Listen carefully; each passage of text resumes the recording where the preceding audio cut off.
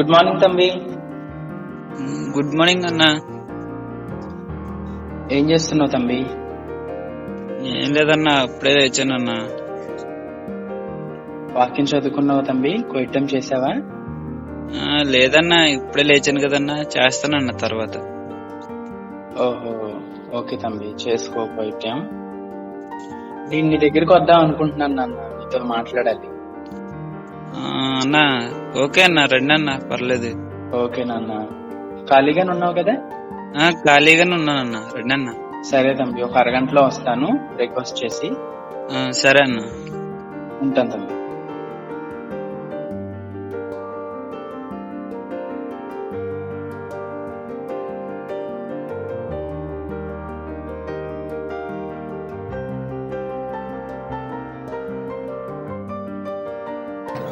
తమ్మి వంశీ, ఎట్లున్నా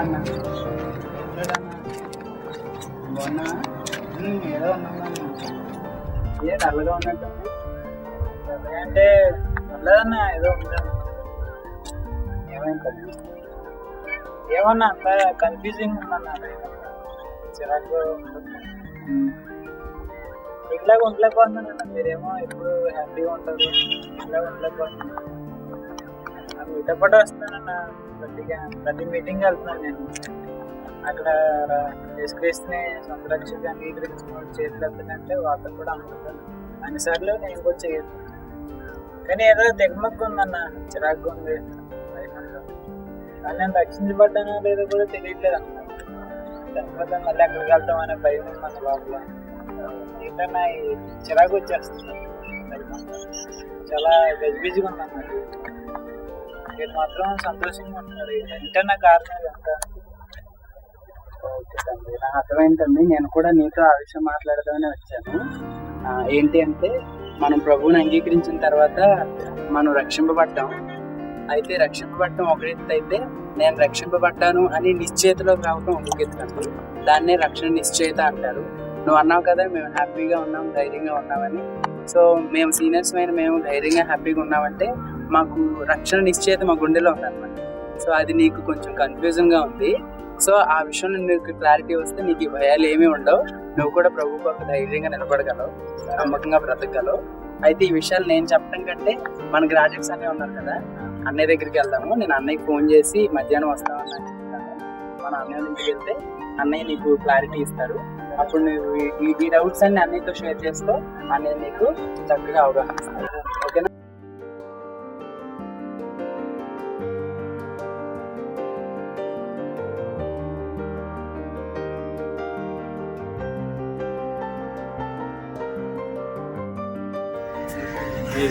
తమ్ముడు వాళ్ళం రండి, వెల్కమ్. కూర్చోండి. ప్రైజ్ లాడ్ తమ్ముడు ఆనంద్, ఎలా ఉన్నారు? బాగున్నాను, థ్యాంక్ యూ. అదే అన్న, తమ్ముడు వంశీ అన్న ఫోన్ లో చెప్పాను కదన్నా, రీసెంట్ గా తన యూనివర్సిటీ క్యాంప్ వచ్చి ప్రభుని అంగీకరించాడన్న. Very good. ఆ తర్వాత రక్షణ నిశ్చయిత విషయంలో కొంచెం అనుమానాలు వ్యక్తపరుస్తూ వచ్చాడన్న. అందుకని నేను కొంత చెప్పగలిగానన్నా, కానీ ఇంకా కొంచెం డౌట్ గా ఉంది. మీరు కొంచెం క్లారిఫికేషన్ ఇస్తారని మీ దగ్గరికి తీసుకొచ్చాను. వెరీ గుడ్, తప్పకుండా తమ్ముడు. ముందు అసలు నువ్వు ఒక గాస్పెల్ మీటింగ్ అటెండ్ అవ్వడం, తర్వాత అక్కడ దేవుని వాక్యాన్ని స్పందించి ఏమన్నా చెయ్యటం అది అలాంటి జరిగిందా? వాక్యం చెప్పినప్పుడు దేవుడిని అంగీకరించాలనుకున్న వాళ్ళు చేయలేకుండా. Very good. నేను కూడా నా భాగం నొచ్చుకొని అక్కడ వాక్యం చెప్పినట్టు దేవుడిని అంగీకరించాను. Very good. కాదు, ఎండలో వచ్చినట్టున్నారుగా? అవునండి, చాలా దాహంగా ఉంది. దాహంగా ఉందా? నాకు అలాగే ఉంది. అమ్మా, కొంచెం తమ్ముడికి నాకు కొంచెం వాటర్ పెట్టారు. తమ్ముడు వంశీ అక్క జూనియర్ స్టూడెంట్, రీసెంట్ గా మన క్యాంప్ కి వచ్చి ప్రభుని నమ్ముకున్నాడు అక్క. తమ్ముడు కొన్ని డౌట్స్ ఉంటే అన్నితో క్లారిఫై చేద్దామని తీసుకొచ్చాను. మొదటిగా మిమ్మల్ని అభినందిస్తా ఉన్నాను. ఒక 4 ప్రశ్నలు వేస్తాను, చక్కగా ఉన్నది నోటి చెప్పు. రైట్. నువ్వు వెళ్ళినటువంటి ఆ గాస్పెల్ మీటింగ్లో యేసు ప్రభువా నా పాపను క్షమించు అని కనుక నీవు ప్రార్థన చేశావా? ప్రార్థన చేశానన్న. రైట్, మంచిది. రెండో ప్రశ్న, యేసయ్యా నీవు నాకు ప్రభువుగా ఉండు, నిన్ను అంగీకరిస్తున్నాను అని ప్రార్థించావా? ప్రార్థించానన్న, మనస్ఫూర్తిగా ప్రార్థించాను. Very good, very good. ప్రభువా నా హృదయం అంతటి నుంచి నేను విశ్వసిస్తున్నాను, నీవు నాకు ప్రభువుగా ఉండు అని ప్రార్థించావా? ప్రార్థించానన్న. Very good. నాలుగో ప్రశ్న, యేసు ప్రభువా నీవు నా పాపాల కొరకు భూమి మీదకి వచ్చి నరావతారిగా రక్తం కాచి ప్రాణం పెట్టి సమాధి చేయబడి తిరిగి లేచావని హృదయపూర్వకంగా విశ్వసిస్తున్నానని ఆయనతో చెప్పావా? చెప్పానన్న, హృదయపూర్వకంగా. Very good. అయినా నీలో కొంత అనుమానము, కన్ఫ్యూజను, కొంత డైలమా ఉంది అంటే గనక దాన్ని మనం ఇప్పుడు క్లారిఫై చేసుకుందాం. సరే రైట్. అయితే ప్రపంచంలో రక్షణ అనేటువంటి దాన్ని బేస్ చేసుకుంటే ప్రజలు 4 రకాల కేటగరైజ్గా ఉంటారు. ఓవరాల్గా చెప్పేస్తున్నాను. ఒక రకం ప్రజలు ఎవరంటే వాళ్ళు రక్షింపబడి ఉండరు, అది వాళ్ళ నిజస్థితి. అదే ఒప్పుదలతో వాళ్ళు ఉంటారు, అవును మేము రక్షింపబడలేదు అంటారు. వీళ్ళని మనం ఏం పేరు పెట్టి పిలవచ్చు అంటే అన్యులు అంటాం, లేక క్రీస్తుని ఎరగిన వాళ్ళు అంటాం. వాళ్ళ రకం. అందులో నువ్వు ఉన్నావా? Very good. రెండో రకం ప్రజలు ఎవరంటే వాళ్ళ నిజస్థితి రక్షింపబడి ఉండదు, కానీ వాళ్ళ ఒప్పుదల మేము రక్షింపబడ్డాము అనుకుంటారు. వాళ్ళు రక్షింపబడలా, కానీ రక్షింపబడ్డాము అనుకుంటారు. వీళ్ళని ఏమనొచ్చు అంటే రక్షణ లేని క్రైస్తవులు, లేక నామకార్థ క్రైస్తవులు అనొచ్చు. ఇందులో ఉన్నావా? రైట్, నీకు అర్థమవుతుంది కదా. మూడో కేటగిరీ ప్రజలు రక్షింపబడి ఉంటారు, అది వాళ్ళ నిజస్థితి, కానీ నేను రక్షింపబడలేదేమో అని అనుమానంతో కొట్టుమిట్లాడతారు. అది నువ్వేనా? అది. వీళ్ళని ఎలా పిలవచ్చు అంటే రక్షింపబడ్డారు కానీ వాళ్ళకు రక్షణ నిశ్చయత లేదు, అంటే విశ్వాసంలో ఆ స్థిరత్వం లేదు అనే వాళ్ళగా మనం లెక్క కట్టచ్చు. నువ్వు ఇప్పుడు అందులో ఉన్నట్టున్నావు, నాకు అర్థమవుతుంది. రైట్. 4వ రకం ప్రజలు ఎవరంటే వీళ్ళు రక్షింపబడి ఉంటారు, అది వాళ్ళ నిజస్థితి. వాళ్ళ ఒప్పుదల కూడా నేను రక్షింపబడ్డాను అనే ఒప్పుకుంటారు. ఈ రెండు మ్యాచ్ అవుతున్నాయి వాళ్ళ విషయంలో. వీళ్ళని ఏమని పిలవచ్చు అంటే రక్షింపబడి రక్షణలో నిశ్చయత కలిగిన వాళ్ళు అని పిలవచ్చు. ఇప్పుడు నువ్వు 4వ కేటగిరీ లేవన్నట్టుగా ఉంది, 3వ కేటగిరీ ఉన్నావు. అది మనం క్లారిఫై చేసుకుంటే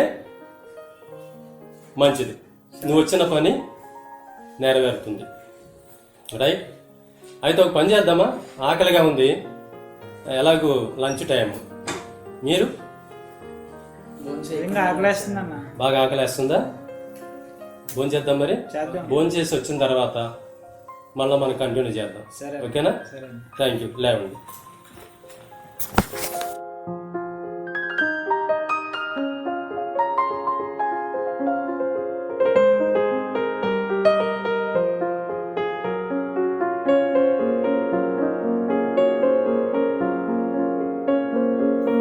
రెస్ట్ తీసుకున్నారా కొంచెం సేపు? భోజనం అయింది కదా. రైట్. మళ్ళా మనం కొనసాగిద్దాము.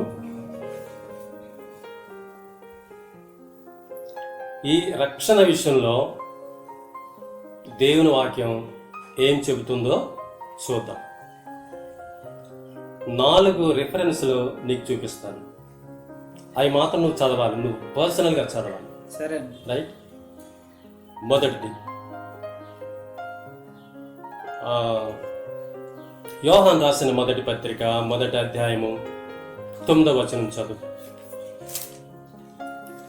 మన పాపములను మనం ఒప్పుకొని ఎడల ఆయన నమ్మదగిన వాడును నీతిమంతుడు కనుక ఆయన మన పాపములను క్షమించి సమస్త దుర్నీతి నుండి మనలను పవిత్రులుగా చేయును. రైట్.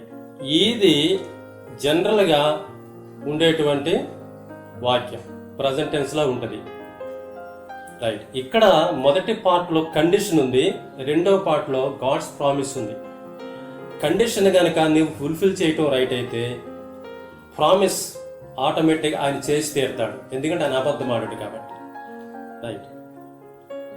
మొదట ఆ మీటింగ్లో ప్రభువా నా పాపాన్ని క్షమించు అని నువ్వు ప్రార్థన చేశానని చెప్పావు. చేశానన్నా. అంటే ఈ వచనంలో మొదటి పార్ట్ నువ్వు కండిషన్ ఫుల్ఫిల్ చేసావు. చేశానన్నా. అవునా? అది నిజమే కదా? నిజమే. రైట్. కాబట్టి రెండో పార్ట్ ఆయన చేయబోయేది ఏంటి? నిన్ను కడిగి సమస్త దుర్నీతి నుంచి పవిత్రునిగా చేస్తానని ఆయన ప్రామిస్. నువ్వు పాపం ఒప్పుకున్నావు కాబట్టి అది రైట్ కాబట్టి ఆయన క్షమించి పరుస్తాడు అని అంటావా? నన్ను క్షమించి పవిత్రపరిచాడు అని పాస్ట్ టెన్స్ లో అన్వయించుకుంటావా? పవిత్రపరిచాడన్నా. అంతేనా? అంతే. ఎందుకని? ఎందుకంటే నేను ఒప్పుకున్నావు కదా, నోరారా. ఒప్పుకుంటూ నిజమైతే ఆయన క్షమించి కడిగి శుద్ధి చేయడం కూడా నిజం, అది నమ్మాలి. అది ఫెయిత్ మీద ఆధారపడి ఉండదు. ఫెయిత్, విశ్వాసం. రైట్. రెండవది యోహాను సువార్త 1:12. ఒకసారి చదువు. యోహాను సువార్త 1:12.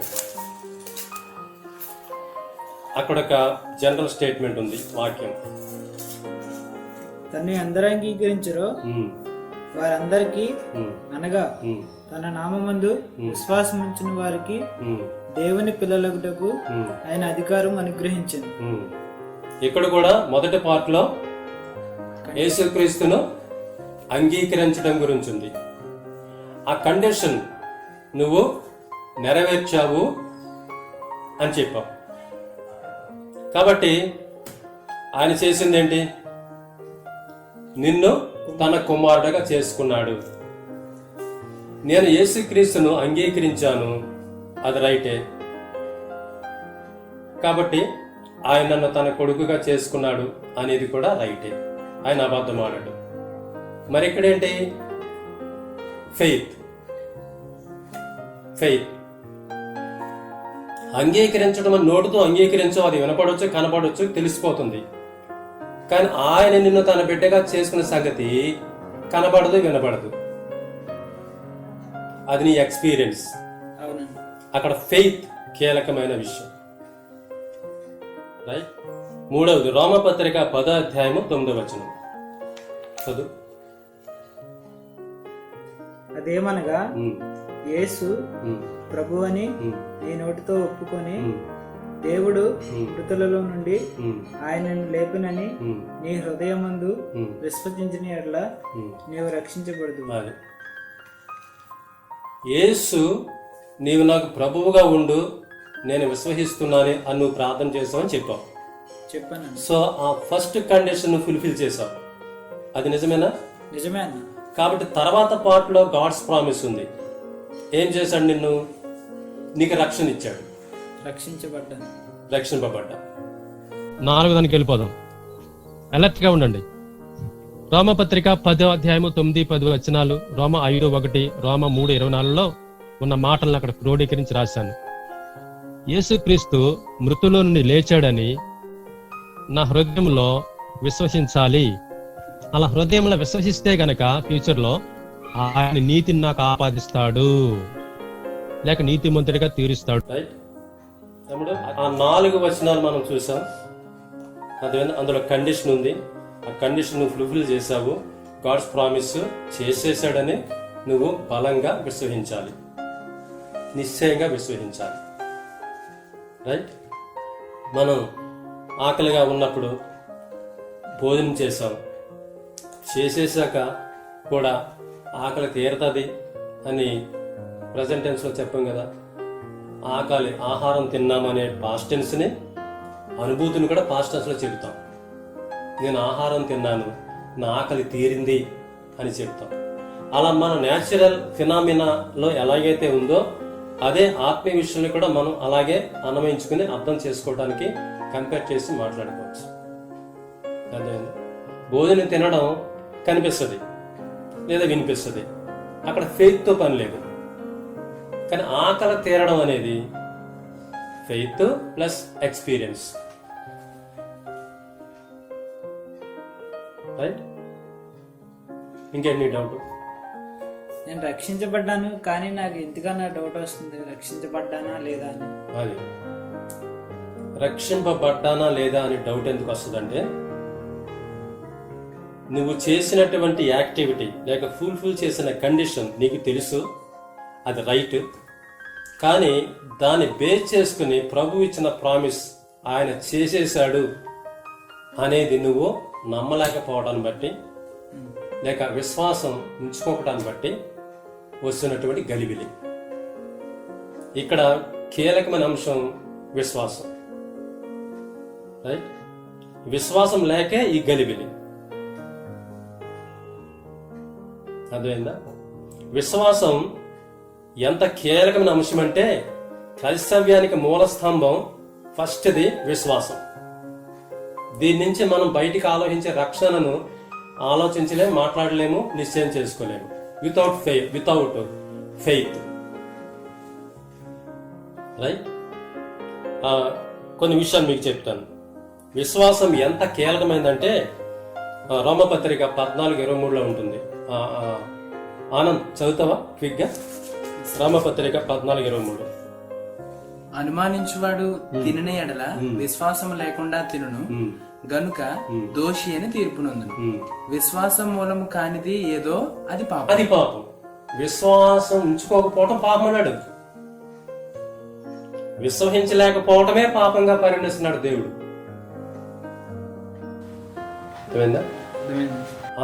అంత కీలకమైంది విశ్వాసం. రెండవ వచనం ఇక్కడ చూపిస్తాను విశ్వాసం ఎంత కీలకమైందో. ఆనంద్ వంశీ కోసం కొంచెం చదివినిపించు. హెబ్రీ పత్రిక 11:6. హెబ్రీ పత్రిక 11:6.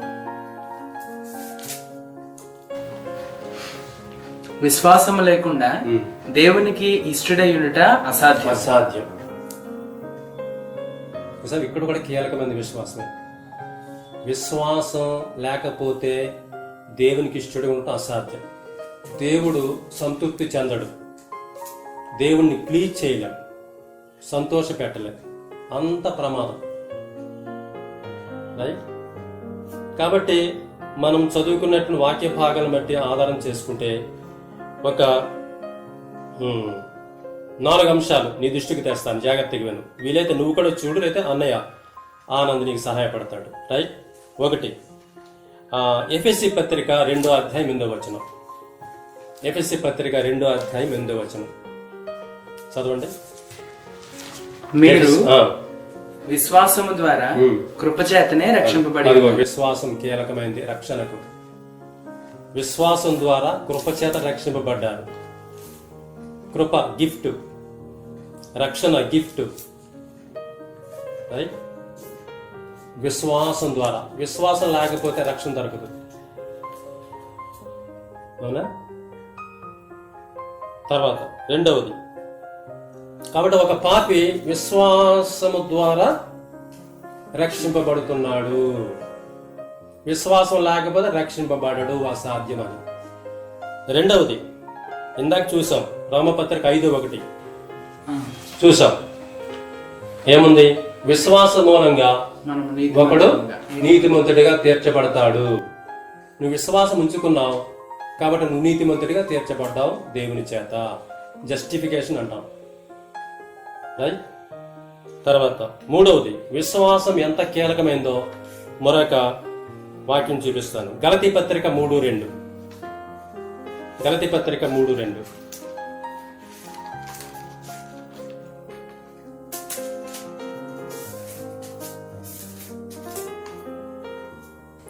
ఇది మాత్రమే మీ వలన తెలుసుకొని కోరుచున్నాను, ధర్మశాస్త్ర సంబంధ క్రియల వలన ఆత్మను పొందితిరా లేక వలన పొందితిరా?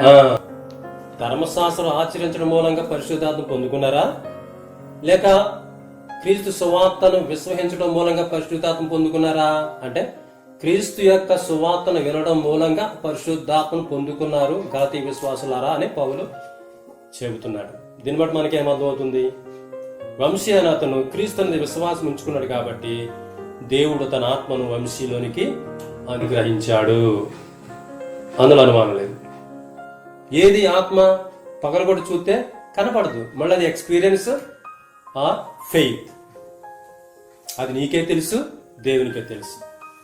పక్కన కూర్చొని ఆనందకు తెలియదు, నాకు తెలియదు. రైట్. విశ్వాసం ఎంత కీలకమైందో మరొక 4వ విషయం చెప్తాను. నీతిమంతుడు అది విశ్వాసమూలముగా జీవించును. నీతిమంతుడు విశ్వాస మూలంగా జీవిస్తాడు. పాపి ఇందాకేం చూసాం ఎఫెసీ 2:8 ఒక పాపి విశ్వాసం ద్వారా రక్షణ పొందుతున్నాడు, లేక నీతిమంతుడిగా తీర్చబడుతున్నాడు. అదే విశ్వాసంతో ఈ నీతిమంతుడు నీతిమంతమైన జీవితం జీవించడానికి కూడా విశ్వాసమే కేంద్రం అవుతుంది, మూలకం అవుతుంది. అదే రక్షణ నిశ్చయతలోని అదే రక్షణ నిశ్చయం.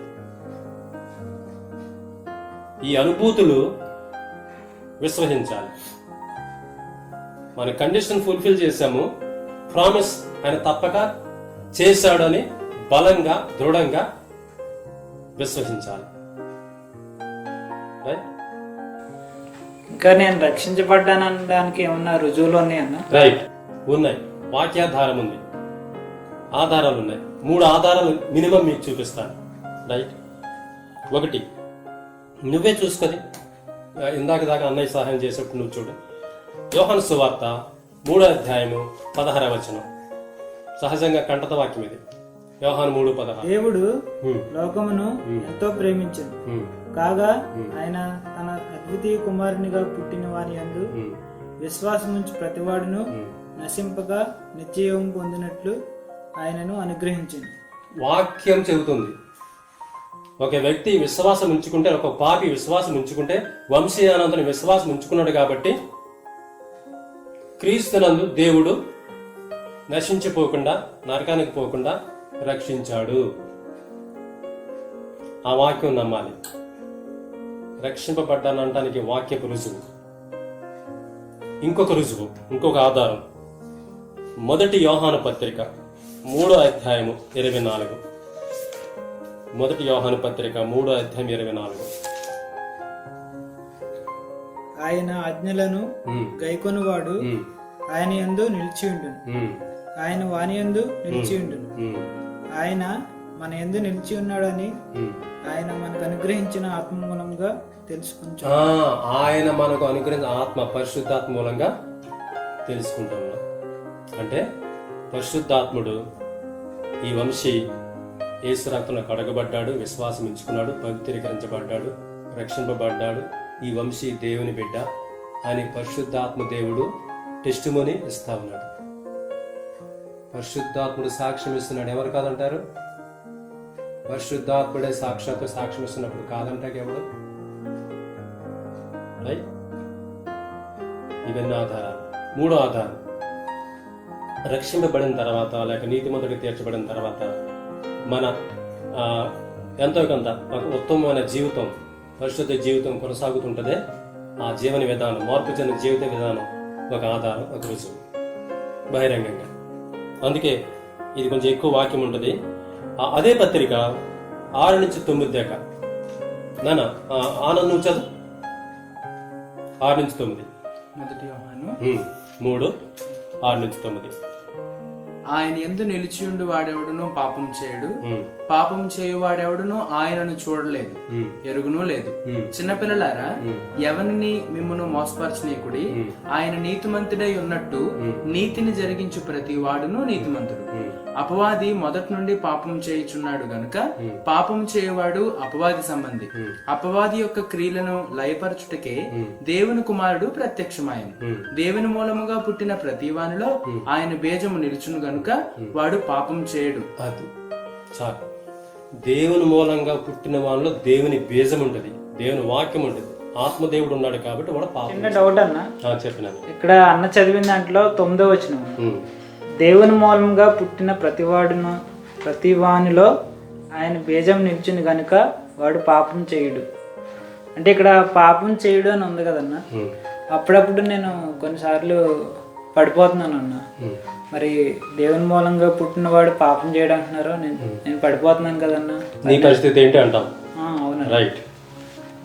అయితే తెలుగులో అలా ఉంది, కానీ ఇంగ్లీష్లో ఏమని ఉంటుందంటే, ఒకవేళ విశ్వాసి తెలుసో తెలియకో పాపంలో పడినా, లేక పడిపోతున్నా, లేక పడిపోయినా, అందులో కంటిన్యూ అవ్వడు అని ఉంటుంది ఇంగ్లీష్లో. He will not continue in that sin అని ఉంటుంది. అంటే తెలుసో తెలియక పడటము రైటే, ఆడు అందులో ఉండడుగాక ఉండడు, తిరిగి లేస్తాడు అనేది రైటే. రైట్. సపోజ్ మనం అక్కడెక్కడ వింటూ ఉంటాం, పంది గొర్రె.